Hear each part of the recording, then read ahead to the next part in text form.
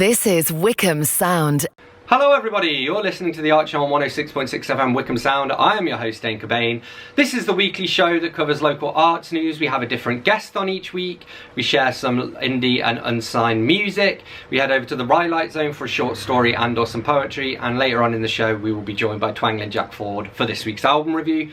As always, you can reach out to me here at the studio directly on dane.cobain@wycombesound.org.uk. That's dane.cobain@wycombesound.org.uk. I particularly want to hear from musicians, poets, anybody with MP3s they'd like to share, anybody with local arts news, and of course anybody who thinks they would be a good guest. So we're going to go straight on into the Rye Zone, and this week we have a reading by this week's guest, who is Michael-Israel Jarvis. So over to Mr. Jarvis. Hi, I'm going to read some of a work in progress book I've been writing set in Krakow in Poland. It's an urban fantasy book with a magic system based on shapes, figururgy, and the plot kind of takes place around the rise of neo-Nazi and far-right elements, which is something that is really happening in Poland currently, among other places. So the fantasy is kind of the foreground to that cultural picture. So just a tiny bit of context before I read this extract. The main characters are in the home of a right-wing politician attempting to take something of value so they can sell it. Dana looked through one of the small squares made by the iron bars. In the almost dark, the bare loft seemed conspicuously empty ahead, apart from pools of shadow. So, shall we cross? Raz seemed to be caught in indecision for a moment. Then he nodded. Let me go first, though. I'll come back to tell you if it's safe. Dana shrugged. Okay. Raz's eyes widened slightly, as they often did the moment before he traversed. He vanished from beside her, the air stirring in his absence. Dana waited patiently, imagining Raz walking through the space where the bars weren't, rounding the corner into the wider space of the loft, maybe exploring the dark corners. She imagined more traversed furniture, secrets of the politician Andrushkevich, stacked alongside treasures hidden by dust protectors. Perhaps Raz had already found something that he could sell to help his friends. After a minute or so, Dana became restless. Raz was certainly taking his time. How big could the rooms be? She walked back and forth in the space between the lift and the grill, her impatience slowly turning into worry. Where was he? What was happening on the other side? Dana searched her pockets until she found her backup device for seeing across the boundary of the shade, the circle of a basic keyring. She held it up to her eye, but the strange dark fuzz still filled her vision. A twinge in her head suggested that if she kept it up, she would end up with a headache. What is he doing? It's been too long. Something has gone wrong. But what can I do about it? The thought rang in Dana's mind, fixing her to the spot as she considered the question, anxiously chewing her lip. She reached into the satchel and retrieved the Hirschfänger, the smooth hilt a comforting weight in her hand. The whole point of his going first was to keep you safe if something went wrong, Dana's logical mind pointed out. She wavered. Perhaps Raz had simply become distracted? Found something to read or examine that was taking up his time? That might happen to you, Dana thought. That's not Raz. At that moment a sound made her jump, her heart hurtling into her throat. The lift clunking into motion. Dana stood frozen in shock. Was it an automatic setting to return the lift to the bedroom below? She waited, gripping the dagger, wishing that Raz had returned. Above the closed outer doors of the lift shaft, no light blinked to show upward or downward movement, but after the distant clunk of the lift settling into place at the bottom, after a few silent seconds of pure tension, the sound of the mechanism resumed. The lift was returning. Someone was coming up from the house below. Dana shook herself out of paralysis. Just as the lift clunked to a halt, she glanced down at the empty keyring and traversed. A damp, slightly sweet, subtly sour smell filled her nostrils. Wrinkling her nose, Dana looked around her in confusion. She had expected bare boards and rafters. Every surface instead seemed to vibrate and melt, a ceaseless movement that bewildered the eye. It felt as if she'd been put inside an optical illusion. In the gloom, Dana could see Raz crouched beside her, his eyes closed. He was biting his lower lip, a vein pulsing in his forehead. "Raz?" she whispered. "God, no." He opened his eyes and looked at her with a peculiar expression of horror on his face. "Why did you have to cross, Dana?" His voice came as a whisper too. "Someone came up the lift," she explained. "Are we in trouble?" Raz nodded slowly. "Can't traverse," he said at last, letting out a long breath. "I've been trying, but I can't seem to get the circle to stay put in my head. He sounded frustrated to Dana, but the tone failed to cover up something worse. Fear. What is it, Raz? I don't know, I've heard rumours. Some kind of cooled or changed that can trap people in place. Raz's eyes roved the shadowy, surreal, shifting space around them. Dana tried to focus on the dizzying pattern that distorted the wall ahead of her. The wall ended a short way ahead, at a corner, where the roof space appeared to open out. Dana glanced over her shoulder, looking for the gape of the lift shaft that should be there. A blank wall met her gaze, it too blurring and melting beneath a layer of disturbing patterns. What do we do? She asked Raz. I don't know. Can't even do figurgy here. Raz gestured to the boards at his feet. He'd begun to draw a defensive square by the look of it, but Dana could see at once what had happened. Raz's straight lines had been instantly warped by the bizarre atmosphere as he'd tried to draw them. A deep, resonant rumble, heavy and somehow laden with moisture, filled the air. Dana went very still at the sound, feeling its bass notes in her bones, a shiver overwhelming her as the sound broke into a raspy, liquid exhalation. Swishar bichar sots. The sound of the voice seemed to slither in on the tail end of the breath. Its foreign syllables filled Dana's ears. Swishar bichar sots. I hear heartbeats, Raz translated in a whisper, his expression suddenly blank as if he'd passed beyond emotion. Something moved at the corner of the internal wall. Dana turned, stared intently, eyes watering. The thing turned the corner slowly, creeping along the bottom of the wall. There, she pointed. Raz focused his gaze and went pale. Dana remembered the way that her friend's pet tarantula had moved with slow, deliberate care as she watched this thing edge closer. Not a spider, too large, too slow, not enough legs. She counted 5 limbs, no, more like digits, and behind it the thing dragged a long train, a serpentine, fleshy limb covered in the same soft-looking brown fur along its length. It's an arm, Dana breathed in realization. It's so long. The hand continued to feel its way along the bottom of the wall, the click of its hard black fingernails ringing in Dana's ears. It looked large, even for a man's hand, and that thick brown hair coated it completely. Edge away, Raz murmured, remaining in a crouch, but sidestepping to the right. We need to get around it. Biuem taki samotni, the voice crooned. Vejst, prosja. Dana looked to Raz again, but he didn't translate, gesturing instead for her to follow him. The long arm continued to sliver around the corner. Dana, watching in disbelief, waited for an elbow joint that never showed. The arm seemed endless, as long as some kind of constrictor snake, though not as thick. Every now and then a ripple of muscle moved like a wave down its length, driving it forward behind the seeking hand. The hand paused as Dana and Raz crept past it, backs against the opposite wall. It turned slowly toward them, knotted knuckles tensed. Up close, Dana could see the leathery quality of the skin beneath its brown fuzz. The air stank of something, compost mixed with unlit stairwells. Run, Raz muttered, grabbing Dana's arm. They lurched from a crouch into a scramble, the hand grasping at the air left in their wake. Dana saw a ripple move swiftly, back along the too long arm, a shudder running through the muscle. Raz halted, Dana skidding into him. Her mouth felt dry, and that deep off-sweet scent had become a taste on her tongue. Ahead, the attic opened out, a double row of support beams the only thing breaking the space, apart from a squared-off section of wall at the opposite end. The arm threaded across the floor, emerging from the doorway in the little room at the end of the attic. It wasn't alone. Another enormously long limb, apparently dormant, lay coiled like a tremendous python not far away. As Dana looked, the ripple that had passed out of sight into the small room re-emerged, a hand flexed in place atop the spooled second arm, twitching into life. A wet, stone-on-stone chuckle filled the attic. Dana resisted the urge to scream, aware as she was of clinging to Raz's arm. She could feel the strain in his muscles under her hand. Whatever she was feeling, he was experiencing plenty of his own terror. The illusory fuzzed outlines of the room set off a throbbing in her skull, a feeling that reminded her of the threat of a migraine headache. Don't let it touch you, Raz said. He no longer whispered, and Dana caught the wavering note in his voice. Obviously, Dana snapped. For some reason this made Raz smile, apparently despite everything. Raz shook up a can of paint. Make a square, he muttered. Oh, Anglic, the voice resonated. Welcome.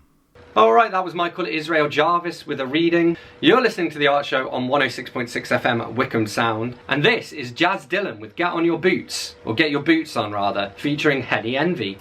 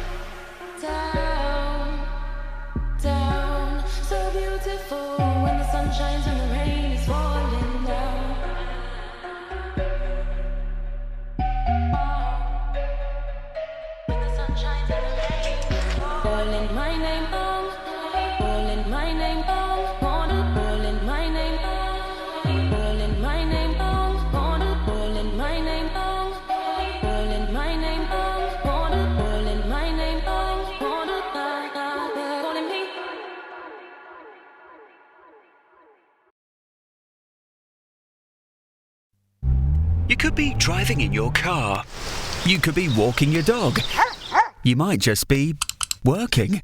But whatever you're doing, you're also listening to Wycombe Sound 106.6 FM. And if you're in business, your potential new customers could be listening too. So talk to them and let them know what you have to offer. Radio is a cost-effective and proven way to get your message across. And Wycombe Sound 106.6 FM could put together an affordable package that could work for you. So call 01494 449900 or email contact@wycombesound.org.uk. Someone in your supermarket who's pushed the same trolley or held the same basket is highly likely to have COVID-19. This is a national health emergency. Around 1 in 3 people have no symptoms and are spreading it without knowing. So try to limit how often you shop and try to go alone. Always cover your nose and mouth, keep a safe distance and use hand sanitizer regularly. Stop the spread. Stick to the rules. If you bend the rules, people will die. Stay home, protect the NHS, save lives. In the future, you'll be able to watch TV on your microwave. 3D print yourself a personal butler. You rang, Mom? And get fit by just looking at a treadmill. OK, maybe not that. But wherever the technology does go, radio will go there too. Because Radio Player is working with the world's leading car and tech companies to keep radio out in front. Radio Player. In the car, in the home, in the future. Find out more at radioplayer.org.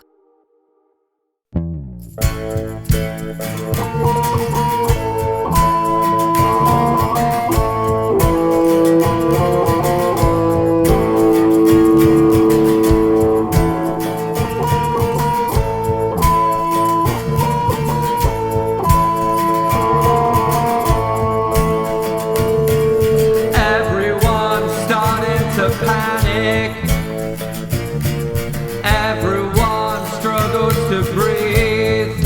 The mask on your face will keep you safe, but you still ain't company. Everything I think is resentful. Everything I touch turns to shit. I'd like to pretend I got a gun in my hand, but it's only a temporary fix. I wanna stay inside my house. Not much point in going out. People no longer interest me. Depression and mediocrity.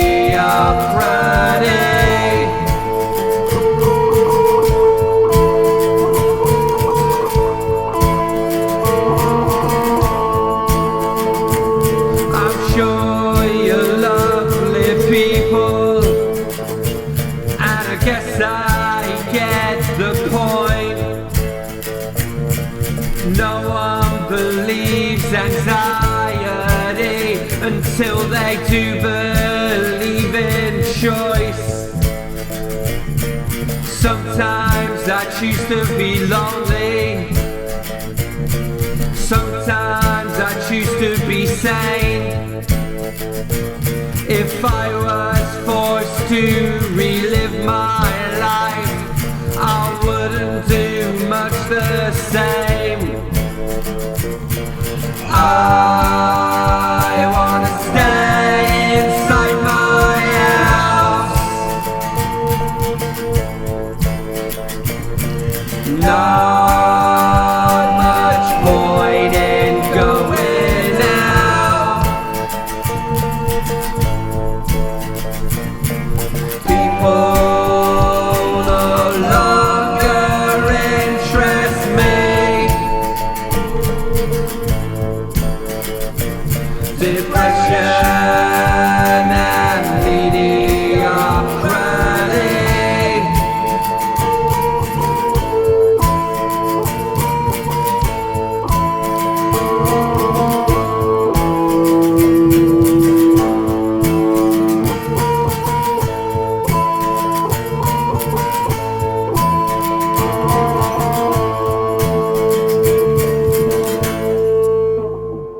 That was I'll Be Mad If You'll Be Boring by The Ilk. That's my band, and indeed me singing on my song. Before that we had Get Your Boots On featuring Henny Envy by Jazz Dillon. You're listening to The Archer on 106.6 FM Wycombe Sound. I'm your host Dane Cobain, and I'm joined here in conversation by this week's guest, who is Michael-Israel Jarvis, a fantasy author.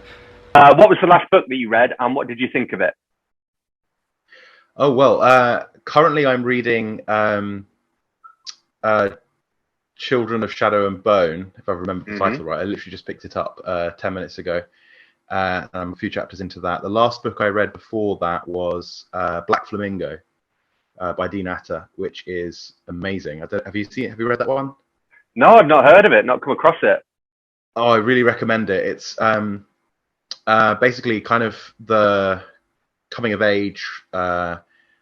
Well, actually, it kind of goes from, I think, 5 years old all the way through into adulthood of a young queer black guy growing up in London with mixed Greek and Jamaican heritage, and the intersections of culture and racial identity and obviously queer identity in the book are fascinating, and it's told through poetry. So there's no, it's not in prose, it's in sequences of loose verse, which is really refreshing in itself as a kind of medium.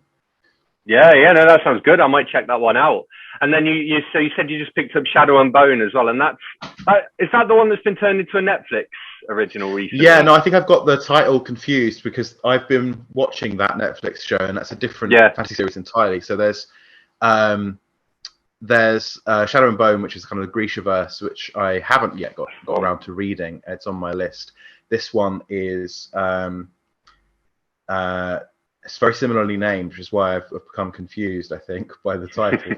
But it's much more African in its kind of cultural base. It's using aspects of West African religion and myth and history to influence a fantasy world. Orisha pantheon of gods, and the magic system is based on that kind of cultural background. It's fascinating because understandably the vast majority of fantasy that I've read, and I think that probably that most people with my kind of upbringing have read, is very white, and it's not. So it presents a really interesting difference, and has opened my mind to what kind of things to expect in fantasy in general. Cool, yeah. It's funny because that kind of title, I think, it's a bit of a trend in publishing at the moment. I mean, even like A Song of Ice and Fire, and like something of something and something. You know, there's there's loads of them. But that's interesting because, as you say as well, like even a lot of popular, you know, I guess like things like Tolkien kind of fantasy is very sort of Western inspired, very like Greek and Roman mythology inspired. So it's interesting to get that like that different basis to build the fantasy from. Yeah, I think it obviously the last thing somebody should do is raid a culture that they have nothing to do with just for the sake of creating something new and fresh. But certainly authors who have that cultural background to bring to the scene should seem to be getting more opportunity to get their work published, which is great. And we should probably seek it out more. But yeah, within reason, I think that it's really good to explore what's available outside of your Anglo-Saxon or medieval kind of European stuff, basically, because there's a lot out there.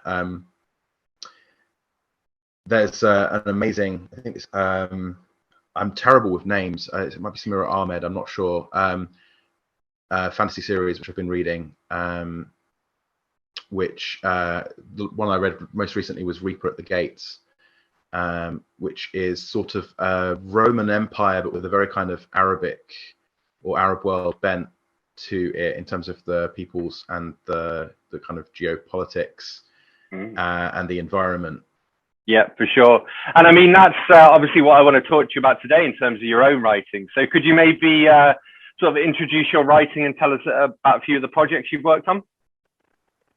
Yeah, pleasure to. So my writing has it started in that kind of post Tolkien, very Eurocentric, medieval influenced fantasy ballpark when I was a teenager.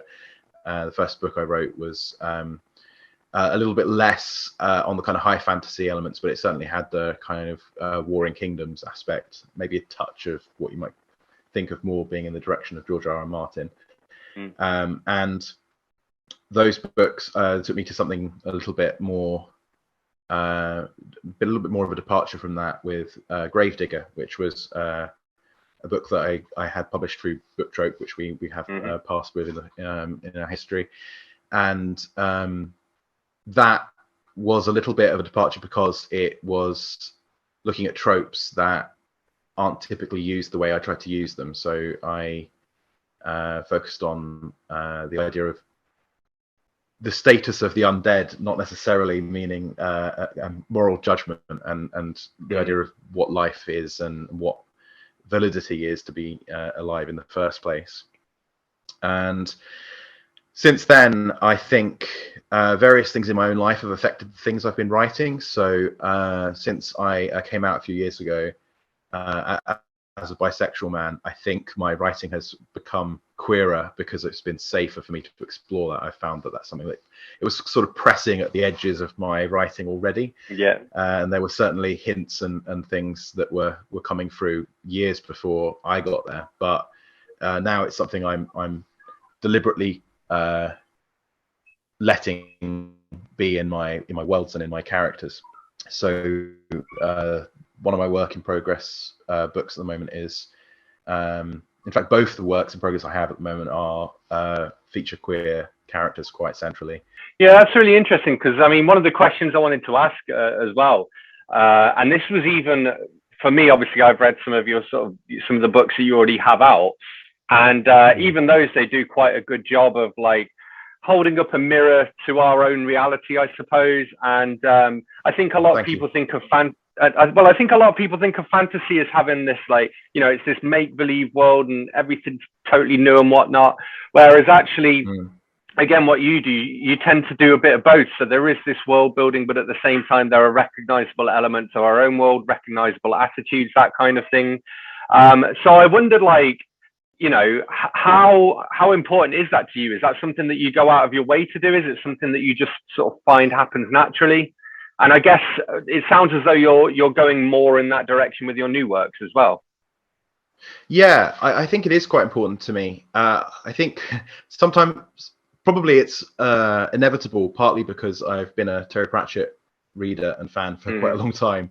And while that's very heightened and ridiculous and deliberately parodic of high fantasy, the purpose of that is all to twist it around to make that mirror. And that's something I admire massively, because the man was able to basically teach kind of moral philosophy in a way that he wouldn't have been able to without that device.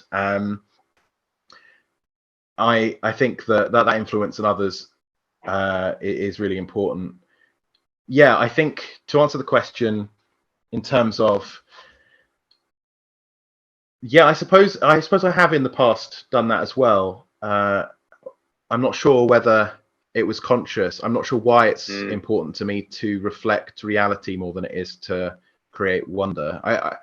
There's possibly an element where a lot of the pushback I had when talking about fantasy or enjoying fantasy, university lecturers and other people who not usually been necessarily fans of the genre, or who have misunderstood the genre as being about the fantastical and that's it. The pushback is often it's irrelevant to me. It doesn't have a purpose in the way that literature, quote unquote, does. So perhaps I have always chosen stories that are grounded in something real and relatable because it answers that, it defends that. But I think probably it's more about all stories are mirrors. All stories, every kind of narrative that you put out there, every kind of character that you create is going to be biographical to an extent, or it's going to reflect your experiences, because that's what we do. We kind of mimic our cultural experience. So I think that makes sense. I think that's why I write the way I do. I think that's why I prefer fantasy, generally speaking. Dipping into horror and other things, but fantasy in particular, because I think gives you the largest playground to do that in. Yeah, I mean, I suppose it makes like kind of anything possible. I mean, the Discworld again is a great example of that, where you're like, I don't know, you're reading about something like the clacks in the Discworld, for example, and you're like, well, that's just technology, but it makes perfect sense for it to be in this fantasy world, and it just kind of gives you that blank canvas that you can, in a fantasy world, almost anything goes. I suppose you'll generally have, like, if you've got a magic system, it's got some basic rules to it, so you kind of can't break your own rules, but you do have that kind of blank canvas. But another thing I wanted to talk to you about as well is kind of the research that you put into your works. Because again, I think with fantasy, a lot of people will think like, oh, it's, I don't know, like something that you make up from scratch. And like, maybe you spend a lot of time coming up with these, like all of the different countries and designing maps and coming up with politics and family trees and all of this stuff. But as you mentioned with some of your works in progress, you've done a lot of research there. Like with your Osric Fingerbone books, they're like very sort of Victorian steampunk, and I'm assuming you must have done a decent amount of research to get that kind of feel right and to make them feel right for that kind of time period. But even in like, I'm sure we talked about this a few years ago about some of your, what I would call your more like high fantasy or more traditional fantasy, where I'm sure you've done research into the way that different weapons work and different battle strategies and all of this kind of stuff. So how much research would you say goes into your work? Yeah, that's a really interesting question, particularly in the difference between, like you say, the higher kind of concept fantasy compared to things that are much more closely linked with a real world period. I think it's much easier with the higher concept stuff. You're kind of grounding it just enough so that it feels real. So you just need to pepper in details that ring true, especially because actually there is a trap there potentially, which is because there is a vast amount of detail about medieval warfare, for example, and the kinds of weapons that were used, and you can very easily get bogged down in getting everything absolutely right to the point where a HEMA reenactor or a actual historian of the period might agree with you about most of it, but at that point many of the kind of regular readers, it's not actually that interesting. It can become a darling that you need to kill to make a reference, and I think it's harder work doing research for something that is closer in time period. The Osric books, which I completely forgot about earlier when we were talking about my earlier books, but that was quite intensive because there's an enormous amount of information about the Victorian period, and even down to the decade in which I was effectively setting it. And I had a little bit of grace there because it's an alternative history, so I can get things wrong on purpose, and the things I don't get right by accident, at the very least, people might assume that they're also deliberate. That gives you a little bit of grace, like I say, but you still have to get all of the kind of social information right. Or I feel like I do. I try and hold myself not to the standard of somebody who's actually a proper social historian or something like that, but I want the psychological reality, the lived reality of the characters to ground what's happening, even if there's ridiculous, absurd, magical, or in the case of the Osric books, kind of alchemical stuff happening.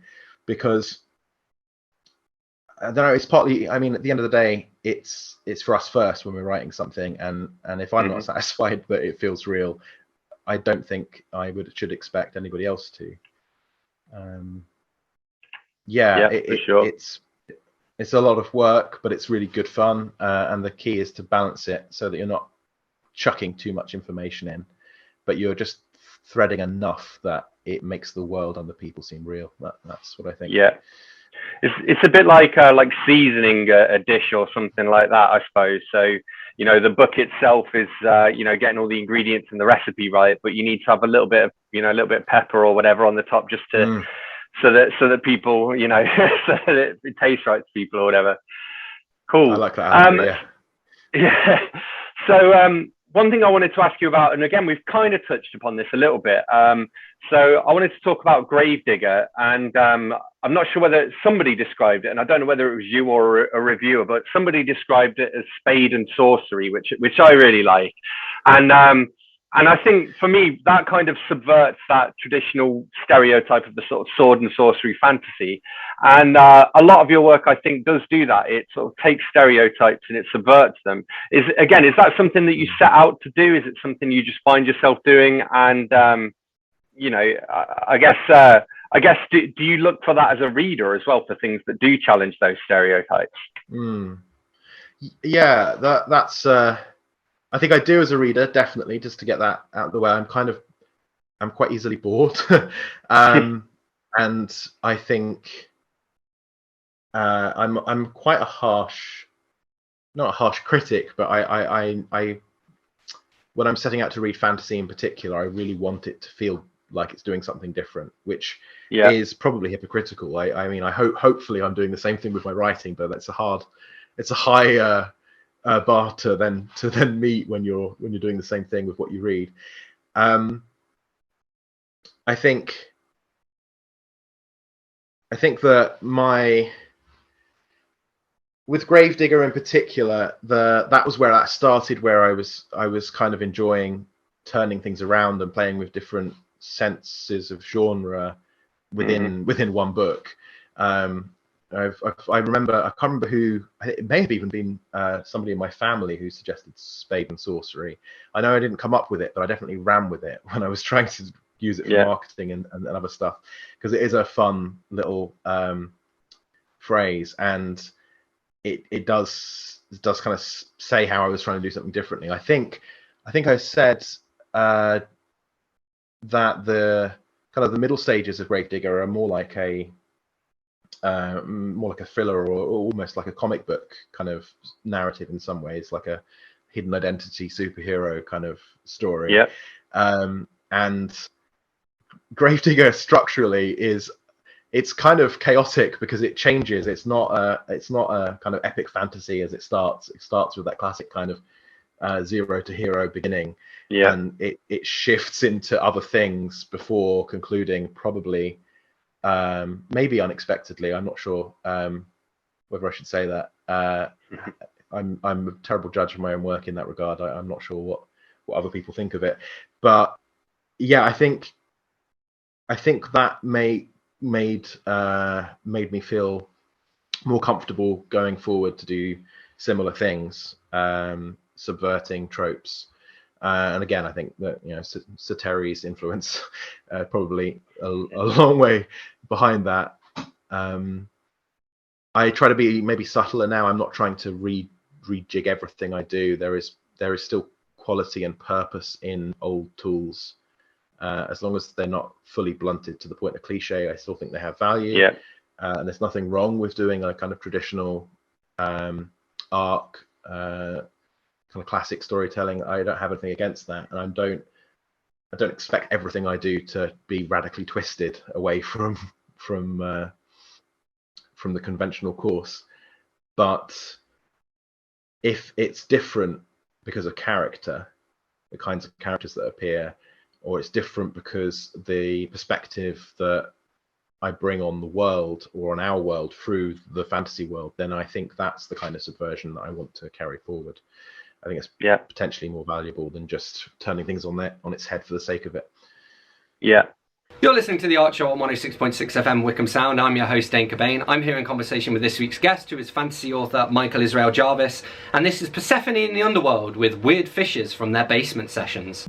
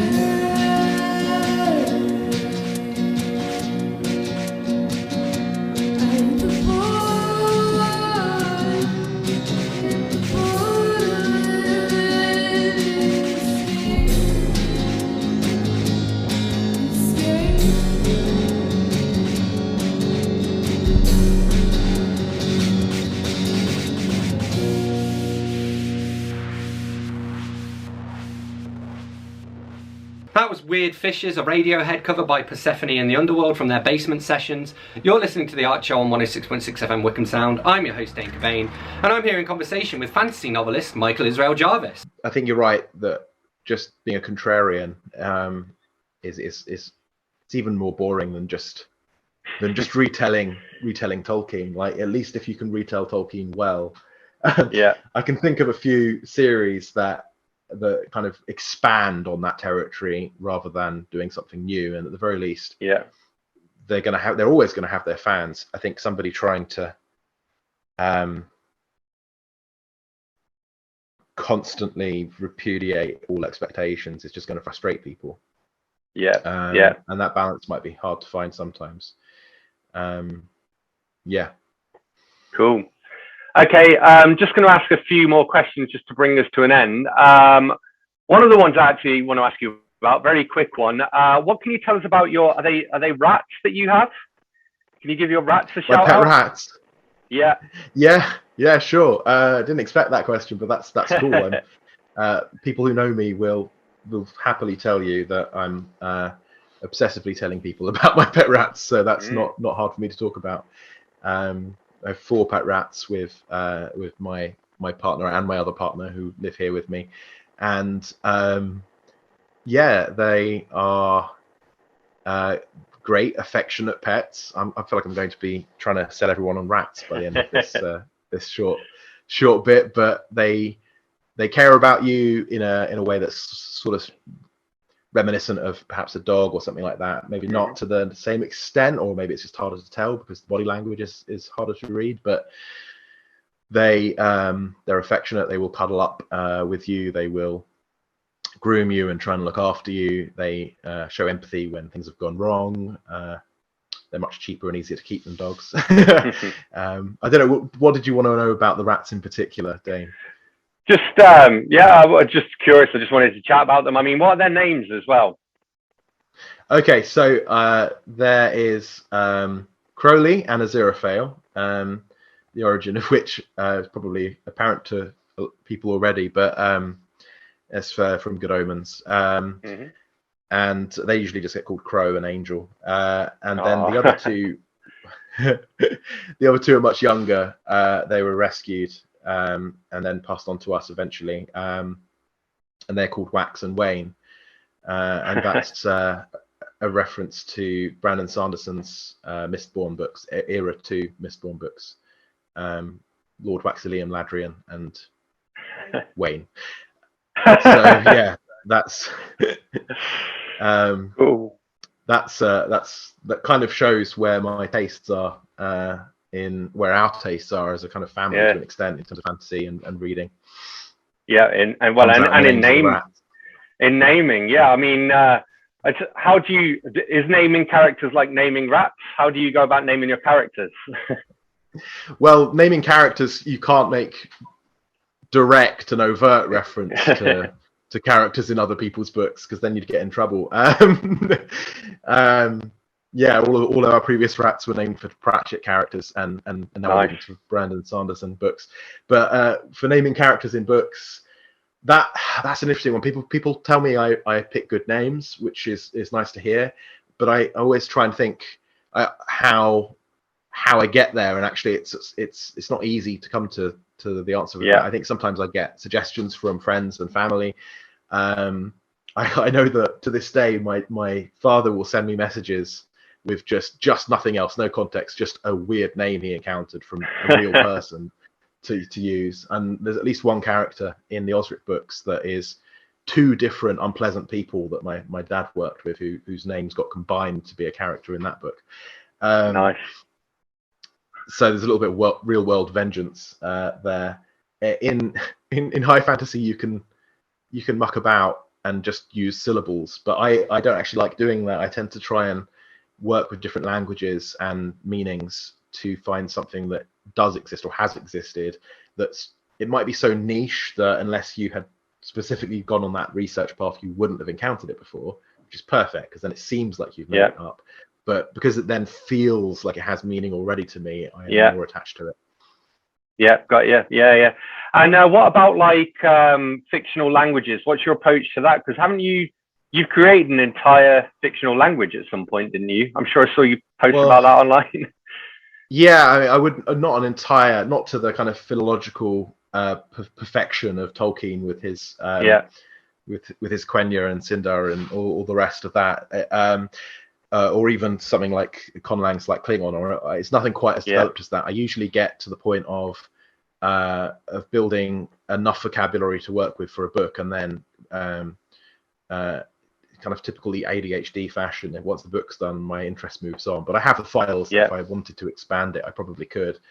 And again, I'll be honest, my favorite approach to fantasy language is to, similarly to what Tolkien did, raid historical languages, combine, just mess with them, mangle them, vowel shift them. I have enjoyed, I think I used Hungarian as a source language, not particularly skillfully, I will say. It was a bit of a smash and grab, really, with the Prygon language in the Gravedigger books. I used Hungarian. And in the sequel, which is finished but not out, I've continued to use Hungarian and I think Finnish, because they're linked, Finno-Ugaric. They're the only two languages that have that basis. And I've probably used I was just thinking Osric, but Osric is all kind of largely the names and things are all from history, and they've just been changed just from historical characters and ideas. But in the older fantasy work, I've kind of picked things that are just like things that are natural, things that are universal, and I've used the English, and very rarely if I had to do much language work with those, which is nice. With the cosmic fantasy stuff, I have been using Greek because it's very kind of classical, and the setting is quite classical, quite university, quite Oxford. Cool. Cool. It's funny as well, you're talking about sort of taking existing languages and sort of melding them around a bit to sort of make it work. So I think that does give it a sense of realism. But I was just thinking as you were saying that, that's basically how Esperanto came about as well, to build this sort of bridge language or whatever that blends together a bunch of different ones.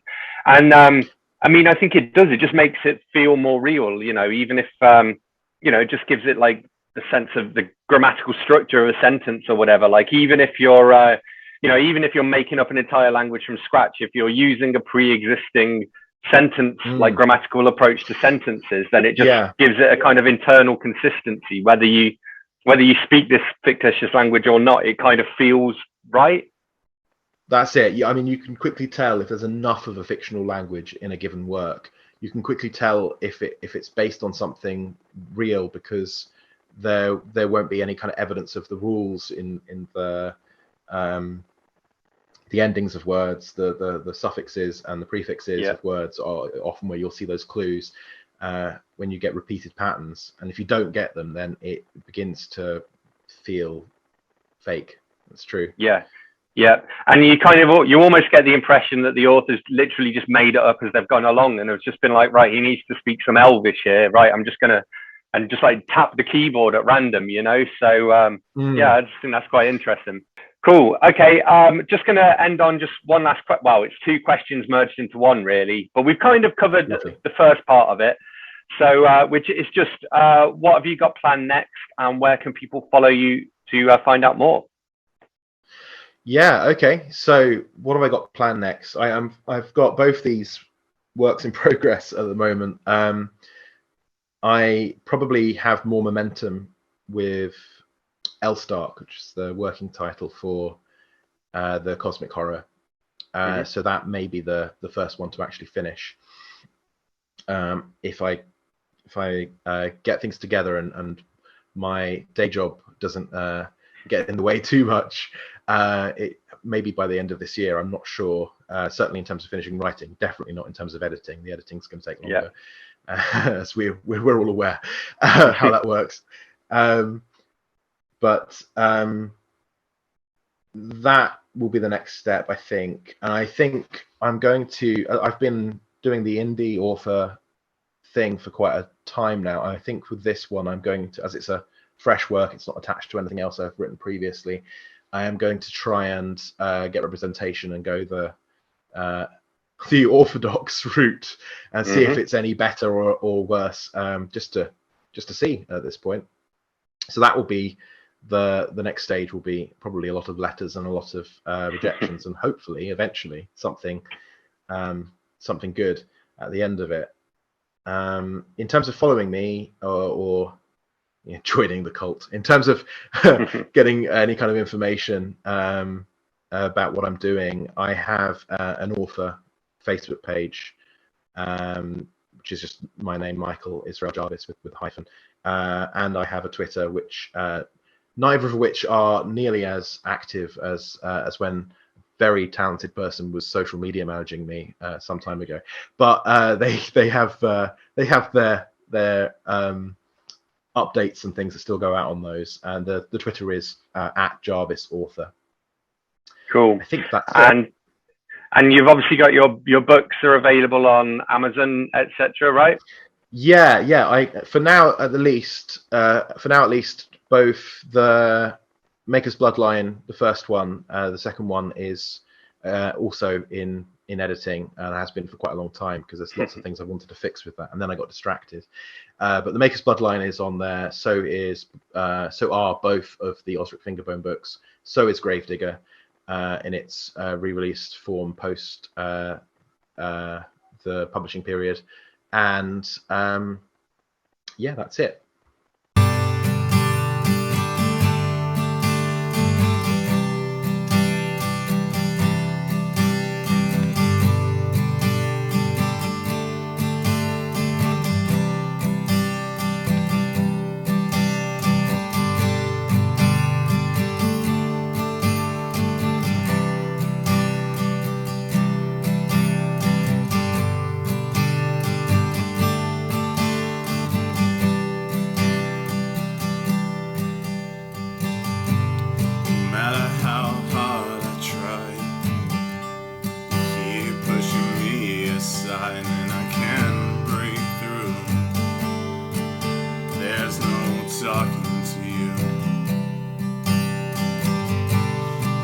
Sad you leaving.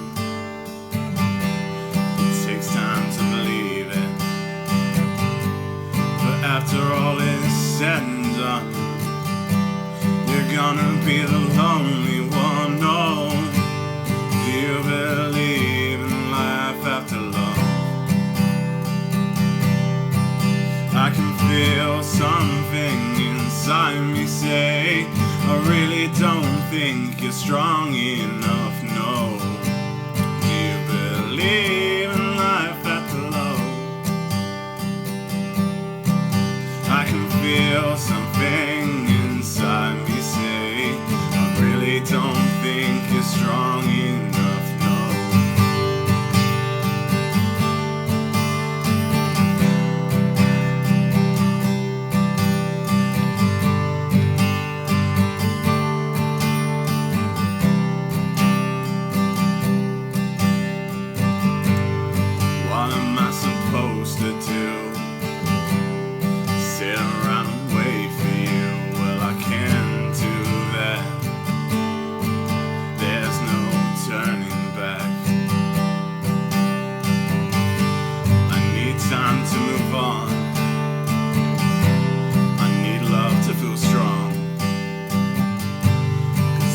Time to think it through.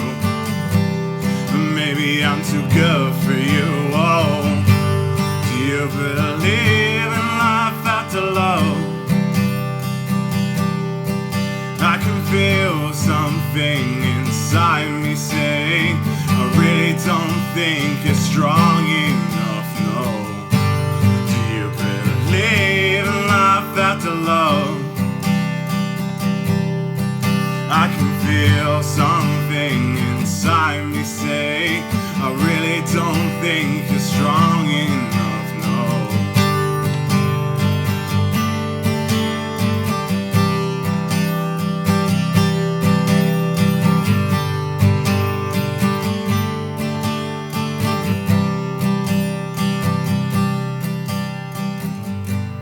Well, I know I can get through this.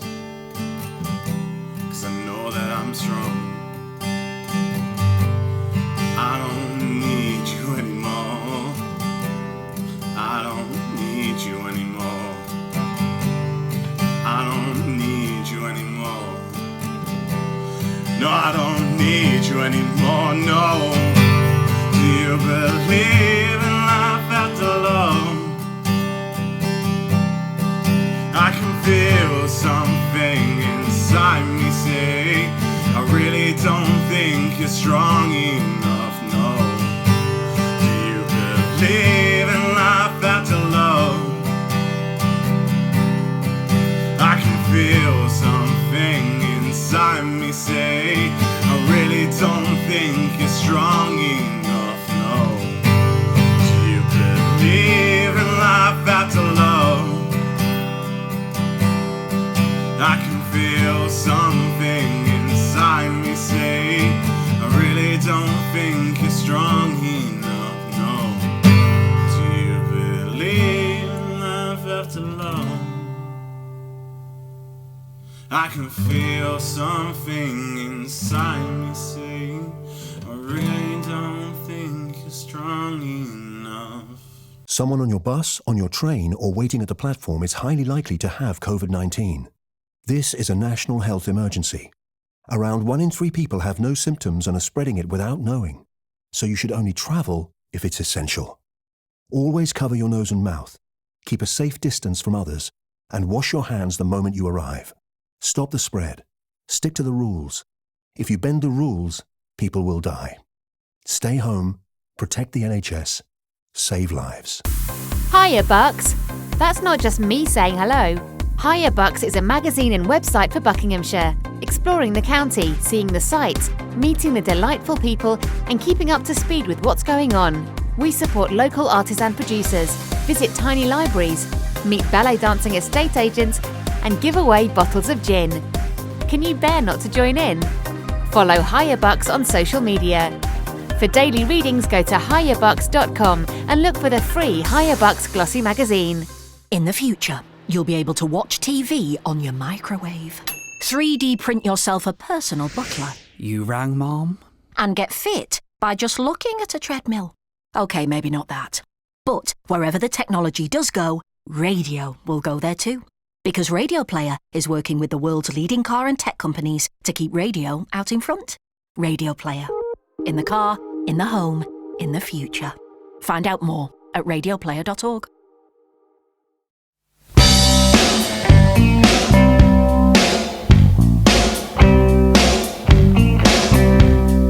Mustang Sally,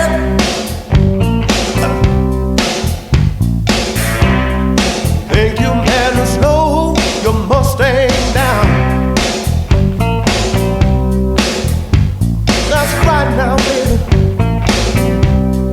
Mustang Sally now, baby. Alright, think you better slow your Mustang down.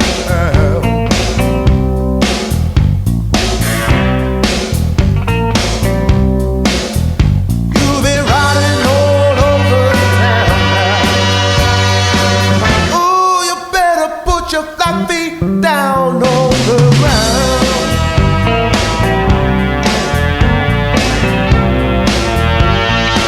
Now listen, all you wanna do is ride around Sally. Ride, Sally, ride. All you wanna do is ride around Sally. Ride, Sally, ride.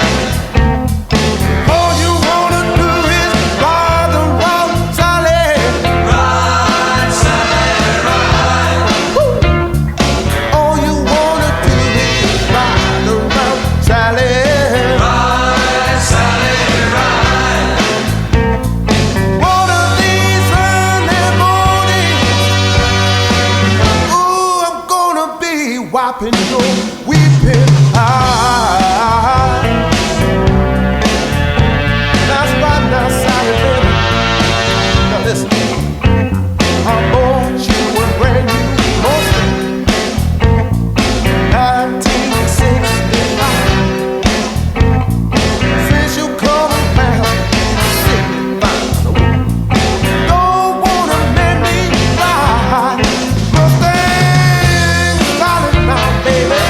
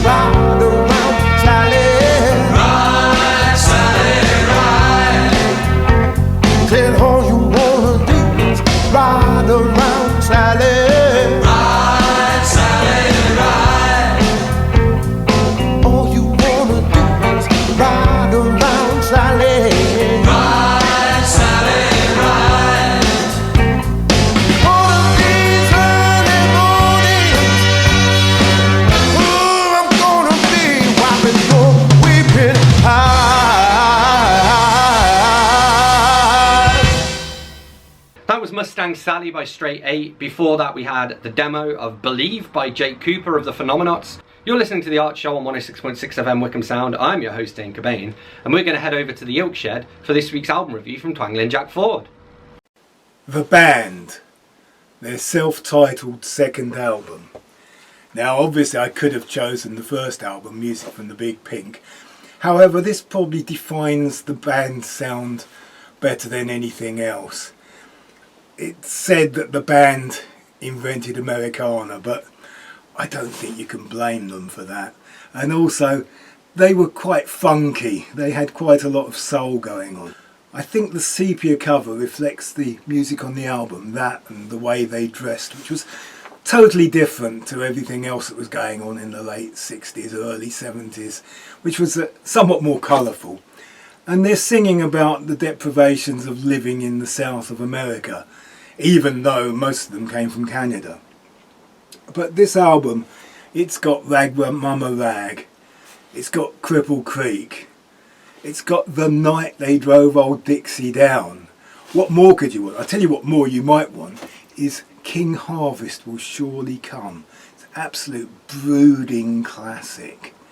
So I would say if you were going to listen to anything by the band, start with the self-titled second album, The Band.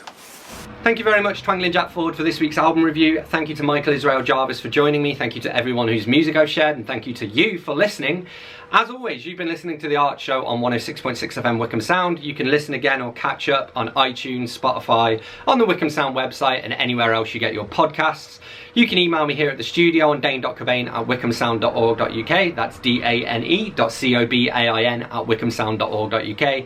And you can always find us on Facebook by searching for The Art Show on Wycombe Sound.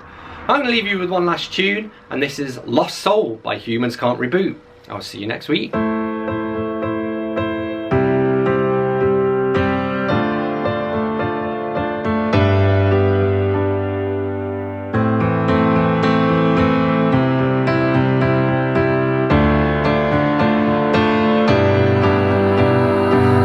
Searching for some happiness in my life, oblivious and forgotten. Shall I use this night? In this world I feel so empty and lonely. Loneliness seems to be my one and only. I've been losing more of myself day by day. Nobody seems to notice the pain on my face. I'm an old soul encased in a young body. Sleeping has become a new favorite hobby. Life has become very lonely and tiring. I don't know much, but I'm still breathing. I'm not living my life, was in slow motion. Lost soul, wandering in endless ocean. Wandering in endless ocean.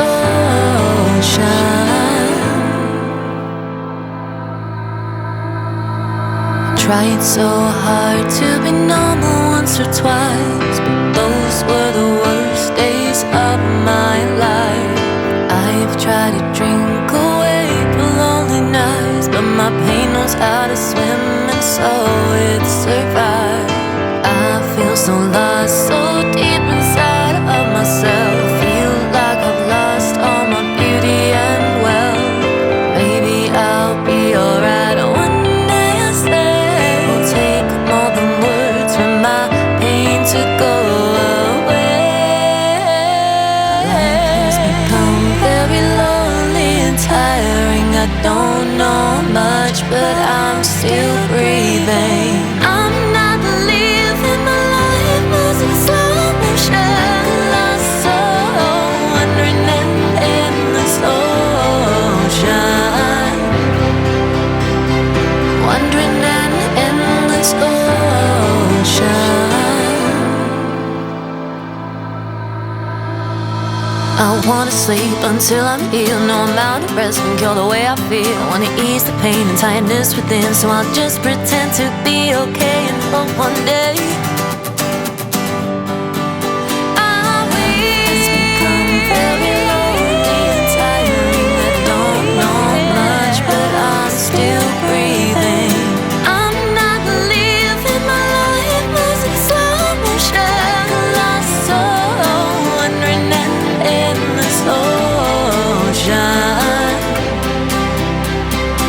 wandering an endless ocean.